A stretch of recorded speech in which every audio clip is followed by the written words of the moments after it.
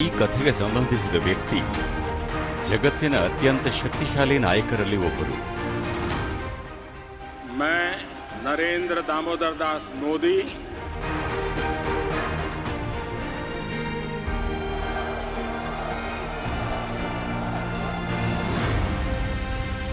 ಈ ಕಥೆಗೆ ಸಂಬಂಧಿಸಿದ ರಾಜಕಾರಣಿ ಜಗತ್ತಿನ ಅತ್ಯಂತ ದೊಡ್ಡ ಪ್ರಜಾಪ್ರಭುತ್ವದ ಅತ್ಯಂತ ಜನಪ್ರಿಯ ಪ್ರಧಾನಮಂತ್ರಿಯಾಗಿದ್ದಾರೆ.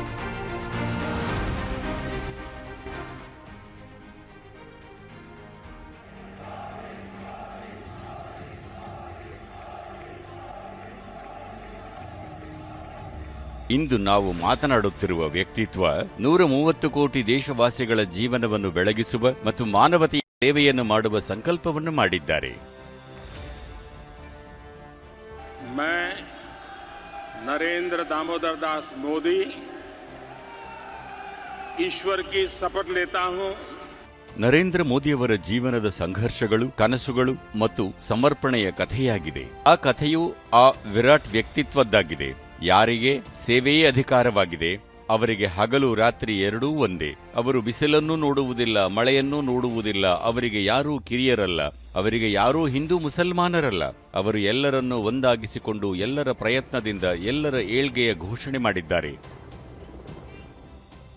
आज लाल किले की प्राचीर से आह्वान कर रहा हूं, सबका साथ, सबका विकास, सबका विश्वास और अब सबका प्रयास हमारे हर प्राप्ति के लिए बहुत महत्वपूर्ण है.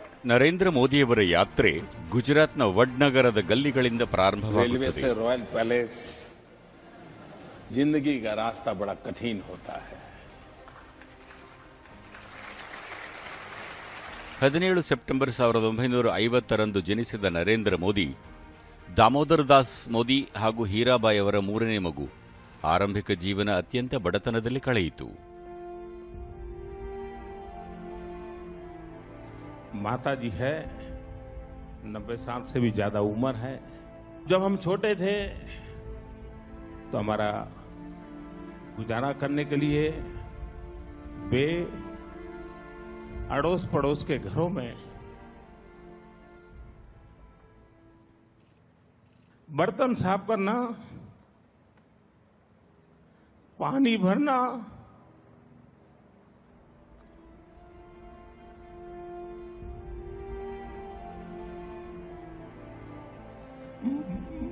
मजदूरी कर रहा. आप कल्पना कर सकते हैं कि एक मां ने अपने बच्चों को बड़ा करने के लिए कितना कष्ट उठाया होगा. हम तो गरीब के घर पैदा हुए हैं, हमने गरीबी देखी है, हम गरीबी में पले हैं भाइयों. वे तो सोने का चम्मच लेकर के पैदा हुए हैं, हम चाय बेचते बेचते आपके पास आए. ನರೇಂದ್ರ ಮೋದಿ ಶಾಲೆಯಿಂದ ಬಂದ ಮೇಲೆ ಸ್ಥಳೀಯ ರೈಲ್ವೆ ಸ್ಟೇಷನ್ನಲ್ಲಿದ್ದ ತಮ್ಮ ತಂದೆಯವರ ಚಹಾ ಅಂಗಡಿಗೆ ಹೋಗಿ ಸಹಾಯ ಮಾಡುತ್ತಿದ್ದರು. लोकतंत्र में अगर जनता जनार्दन जो ईश्वर का रूप है वो फैसला कर ले तो फिर एक चाय बेचने वाला भी उनका प्रतिनिधि बनकर के रॉयल पैलेस में हाथ मिला सकता है. ಕೇವಲ 17ನೆಯ ವಯಸ್ಸಿನಲ್ಲಿ ನರೇಂದ್ರ ಮೋದಿಯವರು ಮನೆಯನ್ನು ತೊರೆಯುವ ಹಾಗೂ ದೇಶ ಸುತ್ತುವ ತೀರ್ಮಾನ ಮಾಡಿದರು. ಕೆಲವೊಮ್ಮೆ ಹಿಮಾಲಯವನ್ನು ತಮ್ಮ ಆಶ್ರಯವನ್ನಾಗಿ ಮಾಡಿಕೊಂಡರೆ ಕೆಲವೊಮ್ಮೆ ಆಶ್ರಮಗಳಲ್ಲಿ ಸೇವೆ ಸಲ್ಲಿಸಿದರು. ತಮ್ಮನ್ನು ತಾವು ರಾಷ್ಟ್ರ ಸೇವೆಗಾಗಿ ಸಮರ್ಪಿಸುವ ಉದ್ದೇಶದಿಂದ ಅವರು ರಾಷ್ಟ್ರೀಯ ಸ್ವಯಂ ಸೇವಕ ಸಂಘವನ್ನು ಕೂಡಿಕೊಂಡರು. ಗುಜರಾತ್ನಲ್ಲಿ 1973ರಲ್ಲಿ ನಡೆದ ನವ ನಿರ್ಮಾಣ ಚಳವಳಿಯಲ್ಲಿ ನರೇಂದ್ರ ಮೋದಿಯವರ ಪಾತ್ರ ಬಹಳ ವಿಶಿಷ್ಟವಾಗಿತ್ತು.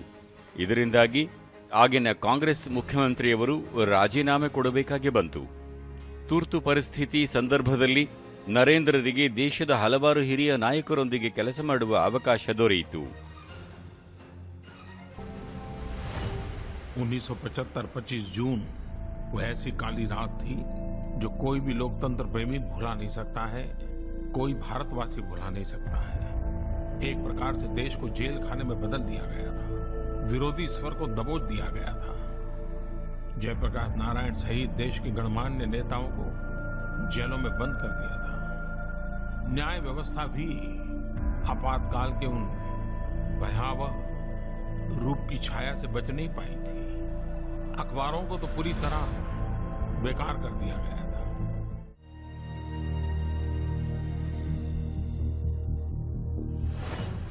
ಸಾವಿರದ 1987ರಲ್ಲಿ ಅವರಿಗೆ ಭಾರತೀಯ ಜನತಾ ಪಕ್ಷದೊಂದಿಗೆ ಕೆಲಸ ಮಾಡುವ ಆದೇಶ ದೊರೆಯಿತು. ಇಷ್ಟಕ್ಕೂ ಅದು ಅವರ ಪ್ರಯಾಣದ ಒಂದು ಸಣ್ಣ ತಿರುವು ಮಾತ್ರ ಆಗಿತ್ತು. ಬಿಜೆಪಿಯ ಅತ್ಯುತ್ತಮ ಸಂಘಟನಾ ಶಕ್ತಿಯುಳ್ಳ ನಾಯಕನಿಂದ ಭಾರತದ ಆಡಳಿತದಲ್ಲಿ ಅತ್ಯುತ್ತಮ ಕಲಾವಿದರಾಗಿ ನರೇಂದ್ರ ಮೋದಿ ಉದಯಿಸಿರುವುದು ಧೈರ್ಯ ಮತ್ತು ದೃಢ ಸಂಕಲ್ಪದ ಕಥೆಯಾಗಿದೆ.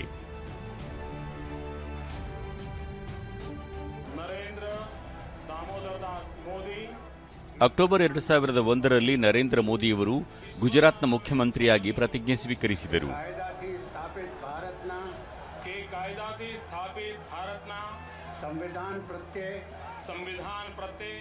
ನರೇಂದ್ರ ಮೋದಿಯವರು ಗುಜರಾತಿನ ಯಶೋಗಾಥೆಯನ್ನು ಕೃಷಿ, ಕೈಗಾರಿಕೆ ಮತ್ತು ಸೇವೆಗಳ ಮೂಲಕ ಹೆಣೆದಿದ್ದಾರೆ. ಅವರ ಅಧಿಕಾರಾವಧಿಯಲ್ಲಿ ಗುಜರಾತಿನ ಕೃಷಿ ಕ್ಷೇತ್ರ 10% ವೃದ್ಧಿಯನ್ನು ಹೊಂದಿತು. ವೈಬ್ರೆಂಟ್ ಗುಜರಾತ್ ಶೃಂಗಸಭೆಯಿಂದ ರಾಜ್ಯದಲ್ಲಿ ದಾಖಲೆಯ ಹೂಡಿಕೆಯಾಯಿತು. ಇದು ಹೊಸ ಉದ್ಯೋಗಾವಕಾಶಗಳನ್ನು ಸೃಷ್ಟಿಸಿತು. ಅವರ ನಾಯಕತ್ವದಲ್ಲಿ ಗುಜರಾತ್ ಮಧ್ಯಮ ಮತ್ತು ಸಣ್ಣ ಕೈಗಾರಿಕೆಗಳ ಸ್ವರ್ಗವಾಗಿ ಹೊರಹೊಮ್ಮಿತು. ಭೂಕಂಪದಿಂದ ಹಾನಿಗೊಳಗಾದ ಕಚ್ನಲ್ಲಿ ಪುನರ್ ನಿರ್ಮಾಣದ ಉದಾಹರಣೆಯನ್ನು ಅಂತಾರಾಷ್ಟ್ರೀಯ ಮಟ್ಟದಲ್ಲಿ ಇಂದಿಗೂ ನೀಡಲಾಗುತ್ತಿದೆ. मित्रों, हम हर आफत को अवसर में पलटने के सपने क्यों नहीं देखते? और अगर हम आफत को अवसर में, मैं अपना गुजरात का इंसिडेंट बताता हूं. मेरा इतना बड़ा भयंकर भूकंप हुआ था. मित्रों, उस भूकंप के बाद हम लोगों ने जो काम किया है और जिस प्रकार से उसको इंस्टीट्यूशनलाइज किया है और जिस प्रकार से डिजास्टर मैनेजमेंट के लिए पूरे देश के लिए मॉडल के रूप में काम किया है.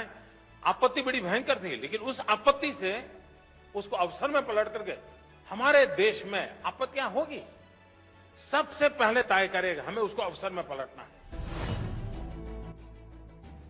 2001ರಿಂದ 2014ರ ನಡುವೆ ನರೇಂದ್ರ ಮೋದಿಯವರು ಇಡೀ ದೇಶದಲ್ಲಿ ಅತ್ಯುತ್ತಮ ಆಡಳಿತಗಾರ ಮತ್ತು ಮುಖ್ಯಮಂತ್ರಿಯಾಗಿ ಮೆಚ್ಚುಗೆ ಗಳಿಸಿದರಲ್ಲದೆ ಓರ್ವ ಅಭಿವೃದ್ಧಿ ಪುರುಷನ ರೂಪದಲ್ಲಿ ನೆಲೆಗೊಂಡರು ಕೂಡ.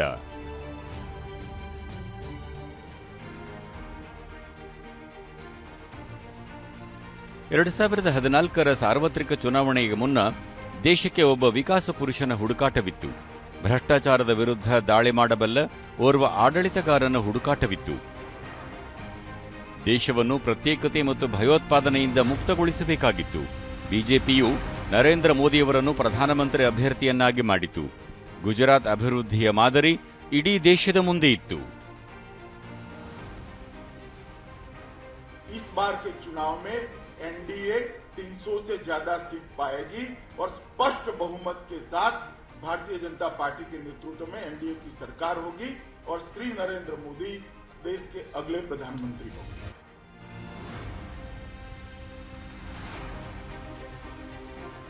ಸಾಮಾನ್ಯ ಜನತೆಯೊಂದಿಗೆ ರಾಜಕೀಯ ಸಂಬಂಧದೊಂದಿಗೆ ಭಾವನಾತ್ಮಕ ಸಂಬಂಧವನ್ನು ಸ್ಥಾಪಿಸಿದ ದೇಶದ ಏಕಮೇವ ನಾಯಕರು ನರೇಂದ್ರ ಮೋದಿಯವರು.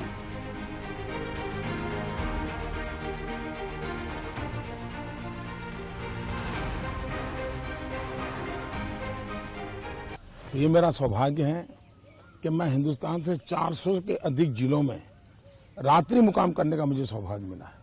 लोगों से मिलने का सौभाग्य मिला है. तो मेरी जिंदगी तो एक मजदूर की जिंदगी है. मैं मजदूर की तरह ही जिया हूँ. जब तक ये शरीर मदद करें, मजदूर की तरह ही जीना है. और हिंदुस्तान का मजदूर नंबर 1 कहलाने का मुझे आनंद होगा. 2014ರ ಚುನಾವಣಾ ಫಲಿತಾಂಶಗಳು ಈ ಸತ್ಯಕ್ಕೆ ಸಾಕ್ಷಿಯಾಗಿವೆ. ಫಲಿತಾಂಶಗಳು ನರೇಂದ್ರ ಮೋದಿಯವರನ್ನು ದೇಶದ ಅತ್ಯಂತ ಜನಪ್ರಿಯ ನಾಯಕರನ್ನಾಗಿ ಸ್ಥಾಪಿಸಿದವಲ್ಲದೆ 3 ದಶಕಗಳ ನಂತರ ಮೊದಲ ಬಾರಿಗೆ ಒಂದೇ ಪಕ್ಷ, ಅದು ಕೂಡ ಕಾಂಗ್ರೆಸ್ಸೇತರ ಪಕ್ಷ, ಕೇಂದ್ರದಲ್ಲಿ ಸಂಪೂರ್ಣ ಬಹುಮತ ಪಡೆಯುವುದಕ್ಕೆ ಕಾರಣವಾಯಿತು.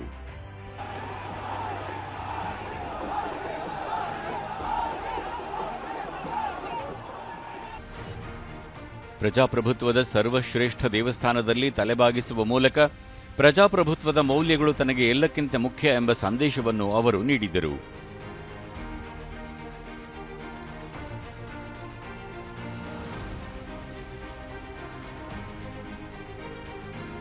मेरा मूलतः सिद्धांत जो रहा है वो ये है कि हम समाज में जो भी शक्ति है उसको और अधिक अवसर कैसे दें। हम एक ऐसा इकोसिस्टम तैयार करें ताकि उसको कुछ साहस करने का मन कर जाए, कहीं रुकावट आ जाए तो उसको हाथ पकड़ के निकालने वाला कोई मिल जाए। मैं जब चुनाव लड़ रहा था तो मैंने देशवासियों को कहा था कि मेरे पास अनुभव नहीं है, मुझसे गलतियां हो सकती हैं, बद इरादे से गलत कभी नहीं करूंगा।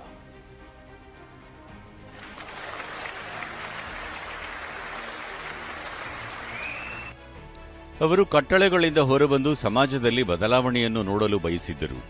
ಮಹಿಳೆಯರಾಗಿರಲಿ ಅಥವಾ ಬಡವರು, ರೈತರಾಗಿರಲಿ ಅಥವಾ ಯುವಕರು, ಎಲ್ಲರ ಹಿತಕ್ಕಾಗಿ ಪ್ರಧಾನಮಂತ್ರಿಯವರು ನಿರಂತರವಾಗಿ ಒಂದರ ನಂತರ ಒಂದು ತೀರ್ಮಾನ ತೆಗೆದುಕೊಳ್ಳುತ್ತಿದ್ದಾರೆ.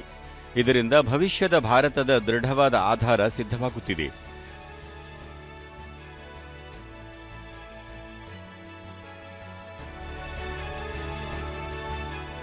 ರೈತರಿಗಾಗಿ ಕೃಷಿ ಕಾನೂನುಗಳನ್ನು ಮಾಡುವ ಮತ್ತು ಅವರ ಆದಾಯವನ್ನು ದ್ವಿಗುಣಗೊಳಿಸುವ ಪ್ರಧಾನಮಂತ್ರಿಯವರ ಬದ್ಧತೆಯನ್ನು ಹೋಲಿಸಲು ಅಸಾಧ್ಯ ಮತ್ತು ಇದಕ್ಕಾಗಿ ಅವರು ಎಲ್ಲ ಅಗತ್ಯ ಕ್ರಮಗಳನ್ನು ತೆಗೆದುಕೊಳ್ಳುತ್ತಿದ್ದಾರೆ. किसान को आधुनिक सुविधाएं देना, छोटे किसानों को संगठित करके उनको बड़ी ताकत बनाना, किसानों की आय बढ़ाने के प्रयास निरंतर जारी है. ಮೋದಿ ಸರ್ಕಾರವು ನಿರಂತರವಾಗಿ ಆಕ್ಷನ್ ಮೋಡ್ನಲ್ಲೇ ಕಂಡುಬಂದಿದೆ. 24/7 ಕೆಲಸದ ಸಂಸ್ಕೃತಿ ಮತ್ತು ಪ್ರಾಮಾಣಿಕವಾಗಿ ಪ್ರಯತ್ನಿಸಿದರೆ ಈಗಿರುವ ವ್ಯವಸ್ಥೆಗಳ ಮೂಲಕವೇ ದೊಡ್ಡ ಗುರಿಗಳನ್ನು ಎಂದು ಹಾರ್ಡ್ ಟಾಸ್ಕ್ ಮಾಸ್ಟರ್ ಪ್ರಧಾನಿ ಮೋದಿಯವರು ತೋರಿಸಿದರು. मेरी सरकार का एक ही धर्म है, इंडिया फर्स्ट. मेरी सरकार का एक ही धर्म है, भारत का संविधान. मेरी सरकार की एक ही भक्ति है, भारत भक्ति. मेरी सरकार की एक ही पूजा है, 125 करोड़ देशवासियों का कल्याण. मेरी सरकार की एक ही कार्यशैली है, सबका साथ सबका विकास. और इसलिए हम संविधान को लेकर के, संविधान की सीमा में रह करके देश को आगे बढ़ाना चाहते हैं.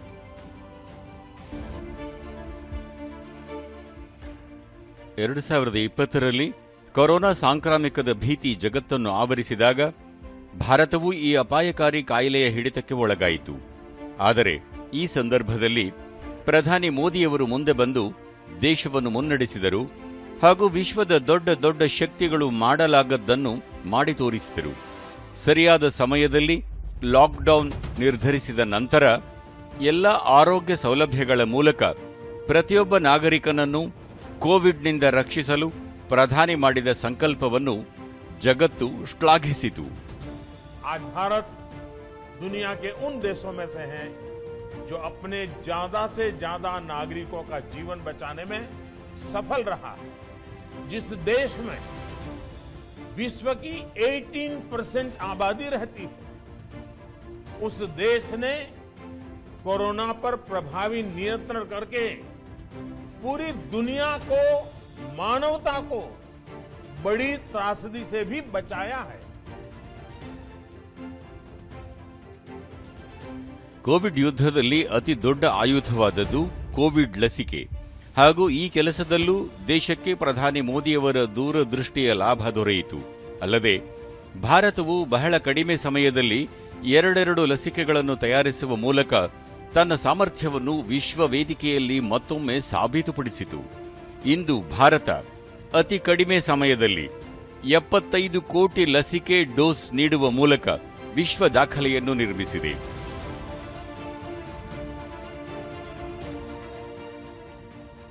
ಏಳು ವರ್ಷಗಳಲ್ಲಿ 150ಕ್ಕೂ ಹೆಚ್ಚು ಕಾರ್ಯಕ್ರಮಗಳು ಮತ್ತು ಯೋಜನೆಗಳು ದೇಶದಲ್ಲಿ ಅನುಷ್ಠಾನಗೊಂಡಿವೆ.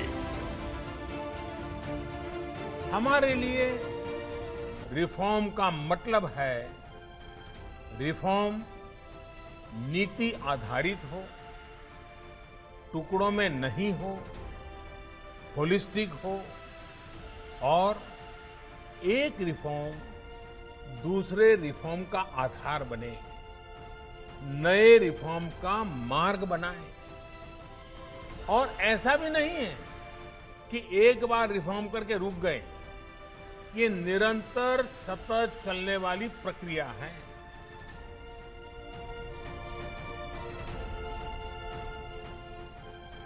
2019ರ ಸಾರ್ವತ್ರಿಕ ಚುನಾವಣೆಯಲ್ಲಿ ನರೇಂದ್ರ ಮೋದಿಯವರ ನಾಯಕತ್ವದಲ್ಲಿ ಬಿಜೆಪಿ ಮತ್ತು ಎನ್ಡಿಎಗೆ ಮೊದಲಿಗಿಂತಲೂ ದೊಡ್ಡ ಗೆಲುವು ದೊರಕಿತು.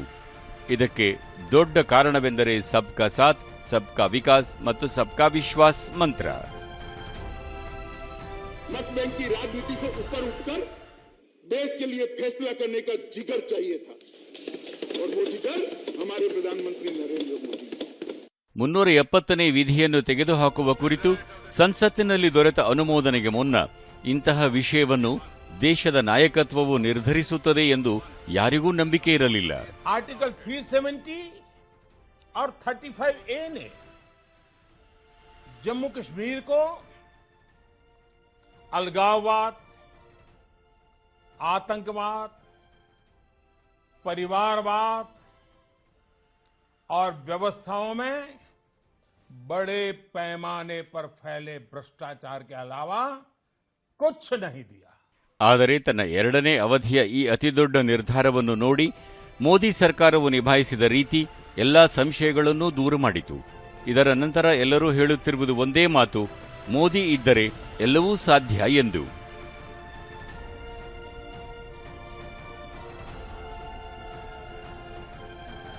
ತ್ರಿವಳಿ ತಲಾಖ್ನಂತಹ ದುಷ್ಟ ಪದ್ಧತಿಗಳಿಂದ ಮುಸಲ್ಮಾನ ಮಹಿಳೆಯರಿಗೆ ಮುಕ್ತಿ ಕೊಡಿಸುವುದರಿಂದ ಹಿಡಿದು मेरी मुसलमान बहन, उसका क्या गुनाह? कोई ऐसे ही टेलीफोन पर 3 तलाक बोल दे और उसकी जिंदगी तबाह हो जाए?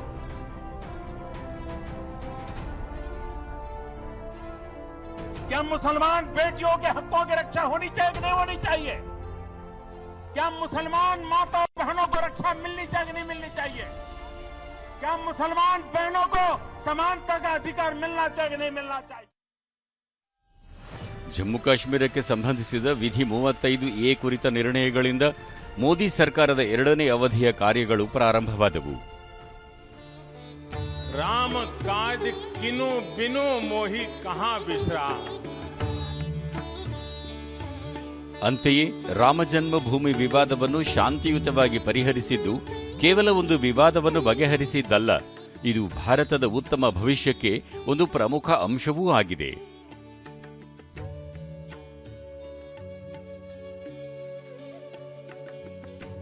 ये मंदिर करोड़ों करोड़ लोगों की सामूहिक संकल्प शक्ति का भी प्रतीक बनेगा. ये मंदिर आने वाली पीढ़ियों को आस्था, श्रद्धा और संकल्प की प्रेरणा देता रहेगा. ಭಯೋತ್ಪಾದನೆಗೆ ಬಲವಾದ ಪೆಟ್ಟು ಕೊಡುವುದೇ ಆಗಲಿ ಅಥವಾ ನಕ್ಸಲಿಸಂ ಅನ್ನು ಹತ್ತಿಕ್ಕುವುದಾಗಲಿ ಕಳೆದ 6 ವರ್ಷಗಳಲ್ಲಿ 3-4 ದಶಕಗಳಿಗಿಂತ ಹೆಚ್ಚಿನ ಕೆಲಸಗಳನ್ನು ಮಾಡಲಾಗಿದೆ. ಇಷ್ಟೇ ಅಲ್ಲ, ಗಡಿಯಾಚೆಗಿನ ಭಯೋತ್ಪಾದಕ ನೆಲೆಗಳ ಮೇಲೆ ಸರ್ಜಿಕಲ್ ದಾಳಿ ಮತ್ತು ಏರ್ ಸ್ಟ್ರೈಕ್ ಮೂಲಕ ಯಾವುದೇ ಸಂದರ್ಭದಲ್ಲೂ ಭಯೋತ್ಪಾದನೆಯನ್ನು ಭಾರತ ಸಹಿಸುವುದಿಲ್ಲ ಎಂಬ ಸಂದೇಶವನ್ನು ನೀಡಿದೆ. जब कोई टेररिज्म एक्सपोर्ट करने का उद्योग बना करके बैठा हो, मेरे देश के निर्दोष नागरिकों को मौत के घाट उतार दिया जाता हो, युद्ध लड़ने की ताकत नहीं है, पीठ पर वार करने के प्रयास होते हो, तो ये मोदी है उसी भाषा में जवाब देना जानता है. इतना ही ಇದಷ್ಟೇ ಅಲ್ಲ, ಲದ್ದಾಖ್ನ ನಮ್ಮ ಉತ್ತರ ಗಡಿಯಲ್ಲಿ ಚೀನಾದ ಸೈನಿಕರು ಉದ್ದಟತನವನ್ನು ತೋರಿದಾಗ ಭಾರತದ ಮೇಲೆ ಕಣ್ಣು ಹಾಕಿದರೆ ಯಾವ ಬೆಲೆಯನ್ನು ತೆರಬೇಕಾಗುತ್ತದೆ ಎಂಬುದು ನಮ್ಮ ಯೋಧರು ಅವರಿಗೆ ಮನದಟ್ಟು ಮಾಡಿಸಿದರು. जिनके सिंहनाद से सहमी, जिनके सिंहनाद से सहमी धरती रही अभी तक डोल. कलम आज उनकी जय बोल, कलम आज उनकी जय बोल. भारत माता की, भारत माता की, वंदे वंदे. ಪ್ರಧಾನಿ ಮೋದಿಯವರ ನಾಯಕತ್ವದಲ್ಲಿ ಭಾರತವು ದಾಖಲೆ ವೇಗದಲ್ಲಿ ಬಡತನವನ್ನು ನಿರ್ಮೂಲನೆ ಮಾಡುತ್ತಿದೆ ಎಂಬುದನ್ನು ವಿವಿಧ ಅಂತಾರಾಷ್ಟ್ರೀಯ ಸಂಸ್ಥೆಗಳು ಒಪ್ಪಿಕೊಂಡಿವೆ. ಬಡವರ ಹಿತವನ್ನು ಗಮನದಲ್ಲಿಟ್ಟುಕೊಂಡು ಕೇಂದ್ರ ಸರ್ಕಾರ ತೆಗೆದುಕೊಂಡ ವಿವಿಧ ನಿರ್ಧಾರಗಳಿಗೆ ಇದರ ಶ್ರೇಯಸ್ಸು ಸಲ್ಲುತ್ತದೆ. ಇಂದು ಭಾರತ ವಿಶ್ವದ ಅತಿದೊಡ್ಡ ಆರೋಗ್ಯ ರಕ್ಷಣಾ ಕಾರ್ಯಕ್ರಮ ಆಯುಷ್ಮಾನ್ ಭಾರತ್ ಅನ್ನು ಮುನ್ನಡೆಸುತ್ತಿದೆ. 50 ಕೋಟಿಗೂ ಹೆಚ್ಚು ಭಾರತೀಯರನ್ನು ಒಳಗೊಂಡಿರುವ ಆಯುಷ್ಮಾನ್ ಭಾರತ್ ಬಡ ಮತ್ತು ಕೆಳ ಮಧ್ಯಮ ವರ್ಗದವರಿಗೆ ಉತ್ತಮ ಗುಣಮಟ್ಟದ ಮತ್ತು ಕೈಗೆಟುಕುವ ಆರೋಗ್ಯ ಸೇವೆಯನ್ನು ಖಾತರಿಪಡಿಸುತ್ತಿದೆ.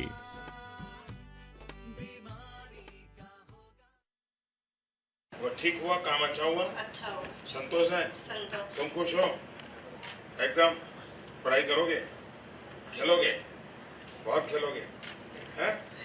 हैं?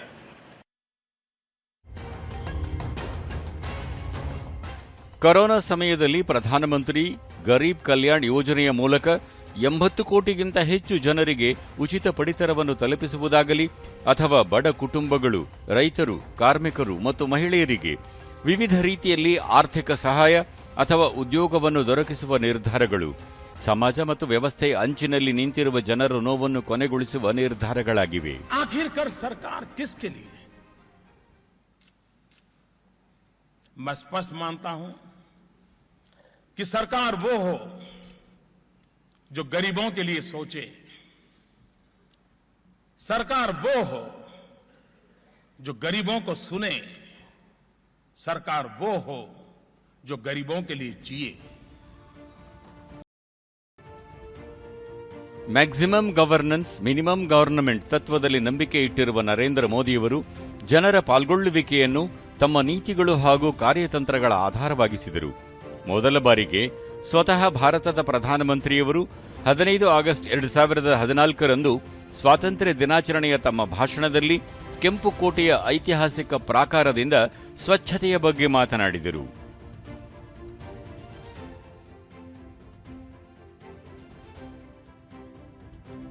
ದೇಶದಲ್ಲಿ ಬರಲಿರುವ ಮುಖ್ಯ ಬದಲಾವಣೆಗೆ ತಾವು ಪ್ರಮುಖ ಭಾಗವೆಂದು ದೇಶದ ಪೌರ ಕಾರ್ಮಿಕರಿಗೆ ಮೊಟ್ಟಮೊದಲ ಬಾರಿ ಅನುಭವವಾಯಿತು.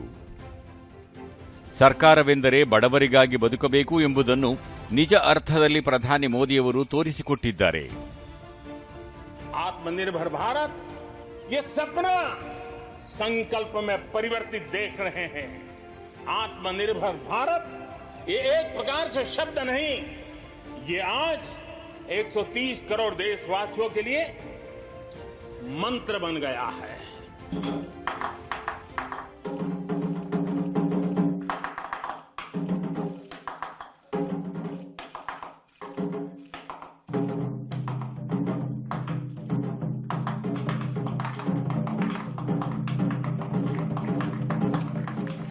ನರೇಂದ್ರ ಮೋದಿಯವರ ವಿದೇಶಾಂಗ ನೀತಿಯ ಉಪಕ್ರಮಗಳಿಂದ ವಿಶ್ವದ ಅತಿ ದೊಡ್ಡ ಪ್ರಜಾಪ್ರಭುತ್ವದ ನಿಜವಾದ ಸಾಮರ್ಥ್ಯ ಮತ್ತು ಪಾತ್ರವನ್ನು ಅರಿತುಕೊಂಡಿದೆ.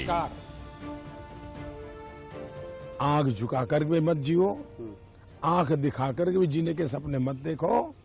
हमारी कोशिश होनी चाहिए आंख मिला करके देखो, आंख से आंख मिला करके देखो. आप में इतना हौसला होना चाहिए और 125 करोड़ देशवासियों का अगर आपके पीछे बल है और दुनिया की एक महाशक्ति बनने की संभावना पड़ी है तो उस भारत को डरे मरे घबराए हुए जीने की क्या जरूरत है. ಅಂತಾರಾಷ್ಟ್ರೀಯ ಯೋಗ ದಿನ ಆಚರಿಸುವ ಪ್ರಧಾನಿ ನರೇಂದ್ರ ಮೋದಿಯವರ ಮನವಿಗೆ ವಿಶ್ವಸಂಸ್ಥೆಯಲ್ಲಿ ಸಿಕ್ಕ ಬಲವಾದ ಬೆಂಬಲದಂತೆ ಈ ಹಿಂದಿನ ವರ್ಷಗಳಲ್ಲಿ ಯಾವುದೇ ಮನವಿಗೆ ಬೆಂಬಲ ಸಿಕ್ಕಿರಲಿಲ್ಲ. आज विश्व मंच पर भारत की बात सुनी जाती है. इस विषय में भारत क्या सोचेगा, ये आज दुनिया को पहले सोचना पड़ता है. ನರೇಂದ್ರ ಮೋದಿಯವರಿಗೆ ಸೌದಿ ಅರೇಬಿಯಾದ ಅತ್ಯುನ್ನತ ನಾಗರಿಕ ಪುರಸ್ಕಾರವಾದ ಕಿಂಗ್ ಅಬ್ದುಲ್ ಅಜೀಜ್ ನೈಕ್ ನೀಡಿ ಗೌರವಿಸಲಾಯಿತು. ಪ್ಯಾಲೆಸ್ತೈನ್ನ grand collar of the state of Palestine ಪ್ರಶಸ್ತಿ, ಅಫ್ಘಾನಿಸ್ತಾನದ ಅಮೀರ್ ಅಮಾನುಲ್ಲಾ ಖಾನ್ ಪ್ರಶಸ್ತಿ, ಯುಎಇಯ ಜಾಯದ್ ಮೆಡಲ್ ಮತ್ತು ಮಾಲ್ದೀವ್ಸ್ನ ನಿಷಾದ್ ಇಜುದ್ದೀನ್ ನೀಡಿ ಗೌರವಿಸಲಾಯಿತು. ಶಾಂತಿ ಮತ್ತು ಅಭಿವೃದ್ಧಿಗೆ ನೀಡಿದ ಕೊಡುಗೆಗಾಗಿ 2018ರಲ್ಲಿ ಪ್ರಧಾನಿ ಮೋದಿಯವರಿಗೆ ಪ್ರತಿಷ್ಠಿತ ಸಿಯೋಲ್ ಶಾಂತಿ ಪ್ರಶಸ್ತಿಯನ್ನು ನೀಡಲಾಯಿತು. ಹೀಗಿದೆ ವಡ್ನಗರ್ನಿಂದ ವಿಶ್ವ ವೇದಿಕೆವರೆಗಿನ ಪಯಣ.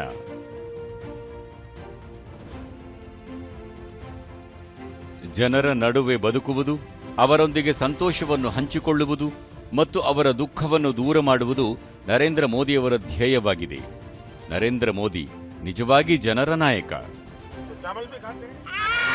बच्चे लोग चावल खाते हैं? खाते हैं? ऐसा करोगे आप लोग? ऐसा करो.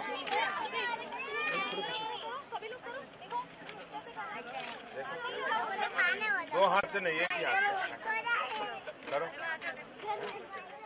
ಈ ಎಲ್ಲದರ ನಡುವೆ ಕ್ರೀಡೆ ಮತ್ತು ಕ್ರೀಡಾಪಟುಗಳ ಮೇಲಿನ ಪ್ರಧಾನಿ ಮೋದಿ ಅವರ ಪ್ರೀತಿ ಮತ್ತು ಅವರನ್ನು ಹುರಿದುಂಬಿಸುವುದು ಇವೆಲ್ಲವೂ ಅವರಿಗೆ ದಿನನಿತ್ಯದ ಅಭ್ಯಾಸದಂತೆ. मित्र के रूप में सलाह देता हूँ, विजय तुम्हारे सर पे नहीं चढ़ता, पराजय तुम्हारे मन में नहीं बैठता. ಟೋಕಿಯೋ ಒಲಿಂಪಿಕ್ಸ್ ಅಥವಾ ಪ್ಯಾರಾಲಿಂಪಿಕ್ಸ್ ಆಗಿರಲಿ, ಎಲ್ಲಾ ಕ್ರೀಡೆಗಳಲ್ಲಿ ಭಾಗವಹಿಸುವ ಕ್ರೀಡಾಪಟುಗಳನ್ನು ಪ್ರಧಾನಿ ಪ್ರೋತ್ಸಾಹಿಸಿದ ರೀತಿ ಇದಕ್ಕೂ ಮೊದಲು ಇಂತಹ ದೃಶ್ಯವನ್ನು ನೋಡಿರಲಿಲ್ಲ. मेरा घर वाला तो मतलब गांव वाला पूरा जश्न मना रही है. मैं ओलंपिक गए हैं वो खुशी नहीं, हम आपसे मिलने आ रही है वो खुशी से पूरा गांव वाला जश्न मना रही है. ನಂತರ ಪದಕಗಳನ್ನು ಗೆದ್ದ ಕ್ರೀಡಾಪಟುಗಳೊಂದಿಗೆ ಫೋನ್ ಮಾಡಿ ಮಾತನಾಡುವ ಮೂಲಕ ಪ್ರಧಾನಿ ಅವರ ಹೃದಯಗಳನ್ನು ಗೆದ್ದರು. Thank you so much. आप लोग रोना बंद कीजिए. मेरे तक आवाज आ रही है. देखिए, देश आज आपका पर गर्व कर रहा है. बिल्कुल निराश नहीं होना है.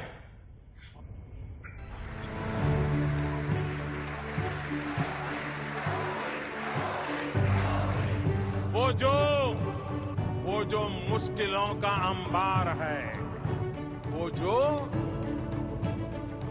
मुश्किलों का अंबार है, वही तो मेरे हौसलों की मीनार है. यही समय है, सही समय है, भारत का अनमोल समय है. असंख्य भुजाओं की शक्ति है, असंख्य भुजाओं की शक्ति है. हर तरफ देश की भक्ति है. तुम उठो, तिरंगा लहरा दो, भारत के भाग्य को फहरा दो, भारत के भाग्य को फहरा दो.